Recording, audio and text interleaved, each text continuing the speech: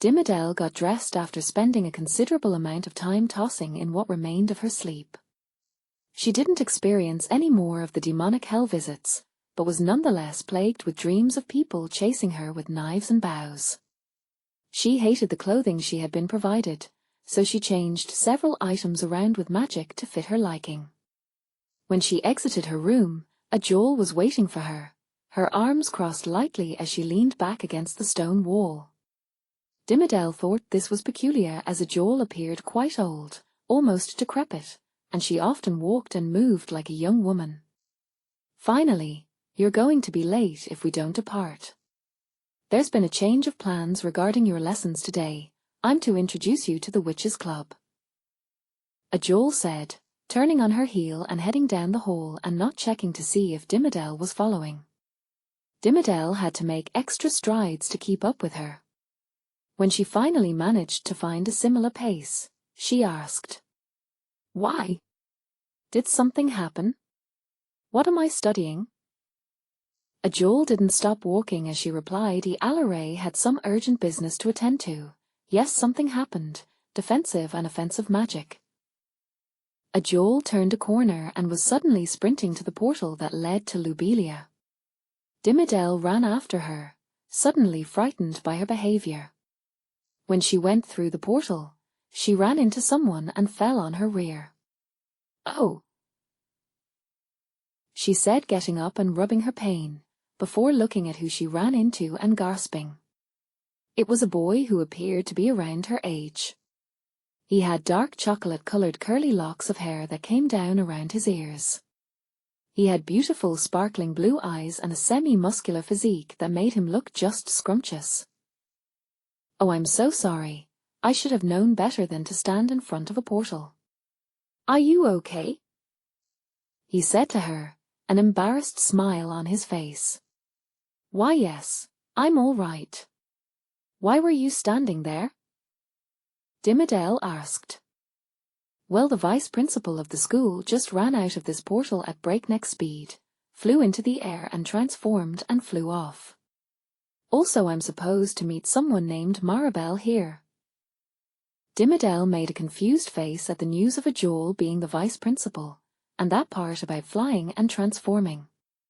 It sounded eerily like what happened with the demon. "I'm Maribel, and what do you mean Ajol transformed?" The handsome boy looked even more embarrassed, turning a pinkish shade. "Lady Maribel, my sincere apologies. Vice Principal Ajol is a dragon, my lady. She seemed in quite a rush, so I can't say I know where she went. By the way, my name is Spectre, and I am the Witches' Club ghost mascot. If you would please follow me, I can take you to the club." Dimmadel was blushing profusely at the attitude change of Spectre. Before he had known who she was, he had been almost normal. But now that he knew, he was completely different, subservient. "Lead the way, I guess, Spectre," Dimmadel said. "Yes, Lady Maribel," Spectre said.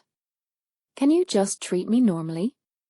I get that I'm noble, but that doesn't mean you have to act so stuffy around me. You can call me Mara and just be normal around me," Dimmadel asked of him. Spectre stopped and looked kind of stunned. "Sure, Mara, you got it. Sorry about that. I'm not used to kindness from witches.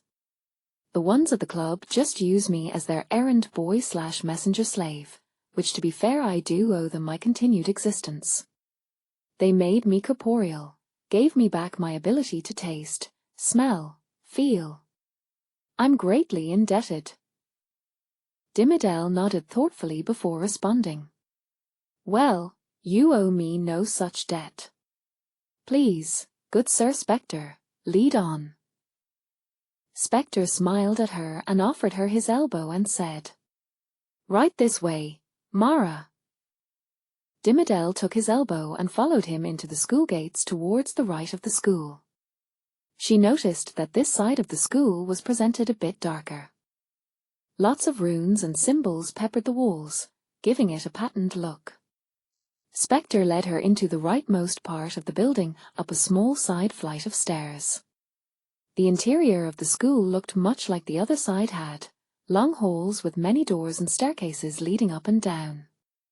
Different carpet colors apparently meant that they led to different parts of the school. They were following a carpet that was a dull red embossed with a sparkly black. Along the way she saw a great variety of students, of an even greater variety of species.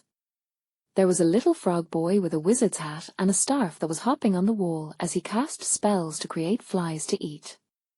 Another student appeared to be half alligator, half satyr, and was chatting up a snake girl in a cheerleader outfit. And there was definitely a greater number of humans than she'd ever seen. Spectre led her to an ornate dark wooden door that held an ornate portrayal of a wooded forest clearing with animals gathered around a fire. Spectre opened the door for her and she entered. Inside was a nice round room that held rounded bookshelves rather than any wall space. The lighting was a soft dim yellow that made Dimmadel feel cozy and at home. There were roughly 10 soft armchairs scattered around the middle of the room, with small side tables everywhere. 4 of which were occupied and their eyes were on Dimmadel. There was a blonde, a redhead, a brunette, and one with raven black hair.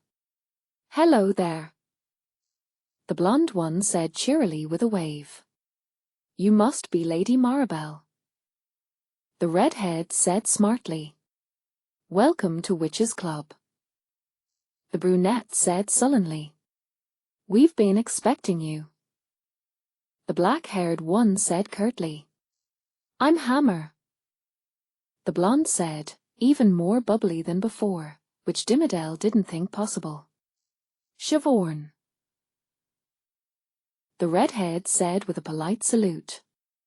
Dimmadel couldn't help but feel a bit disarmed by her presence. "My name is Greta," the brunette said, edges of gloom piercing every word. "And I am Vera," the raven-haired one said, confidence emanating from her like a radiating aura. "Pleased to meet you all. As you guessed, I'm Maribel. I was told I'd be learning from you all, so I hope to be a good student," Dimmadel said, bowing as she spoke. When she rose, she saw 3 of the girls had surprised looks on their faces. Vera only had a single eyebrow up. She was the only one to speak this time. "Aren't you supposed to be the Lady of Mounds Mine? If I were the overseer of one of the wealthiest villages in Franmere, I don't believe I'd be bowing to anyone. Do us all a favor and stop the act. I can tell you're not what you seem." She finished narrowing her eyes as though trying to peer through her rather than at her. Dimmadel could tell Vera was testing her, trying to see if she would rise or fall to her. She knew if she wanted to keep her time here pleasant, she had not to appear weak. And the odds were, given not only her status as a witch princess, she was supposed to be of royal Franmian blood. Dimmadel narrowed her eyes back and retorted, "I don't think how I choose to act is up to your interpretation. Additionally, as a noble of Franmere, I don't think you should be talking to me like that. I don't know if you heard, but I was directly appointed by our principal and Queen Alaray herself. So if I were a student of one of the most prolific magical schools of the entire planet, I wouldn't go picking fights with the niece of the one in charge." Dimmadel finished with a laugh that didn't sound like her, and hoped she was convincing. Siobhan, Greta, and Hammer exchanged nervous glances, but Vera tapped her foot as if thinking while maintaining a stoic face. Then she broke into a sly smile and said, "Girls, I like her. I'm making her our new number 5. The 3 giggled nervously, and Siobhan patted a chair next to her. Dimmadel moved through and sat next to the red-headed girl. Vera sat back down as well and began speaking again. "As I was saying before our new addition arrived, the rest of the club has reported on their mission, and it was an apparent success. They have recovered the talisman necessary to open the gate. So as soon as they get back we 4, she looked at Dimmadel and corrected. "Sorry, 5 of us. We'll all begin trying to understand the sigils on the talisman as the other 5 rest up. Then once we're all together, we can try to open a portal. Maribel, I'll have Siobhan explain everything to you, but in the meantime, me and Hammer need to gather ingredients. Greta needs to study up on her circle control, so she'll be in the courtyard with Spectre. Spectre! She ended the last word with a sharp command. Spectre hurried to her and got on his hands and knees, bowing to her. Yes, my mistress Vera, he said meekly. I need you to shoot this staff at Greta. Don't stop until she can hold the circle longer than the staff's charge. He got up and took the staff she offered and nodded solemnly. Greta was pale and looked sickly all of a sudden. Vera got up and left swiftly, Hammer right behind her and Greta following with Spectre in tow. Siobhan looked at Dimmadel and smiled apologetically. Sorry this had to be your introduction. It's typically more lively around here, but half of us are on a mission. We're actually trying to rescue 3 other members of our club that got stranded in an alternate plane of reality. Hence the portal talk. Dimmadel was secretly horrified by the prospect of being stranded in another dimension, but did her best to only display concern. That's awful to hear. I'm glad I can be here to help, she said sincerely. Later today, you'll most likely meet Gemma, Lacey, Maxine, Audrey, and Coralie.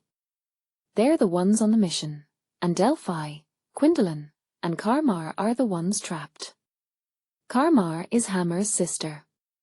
She's been going crazy without her twin.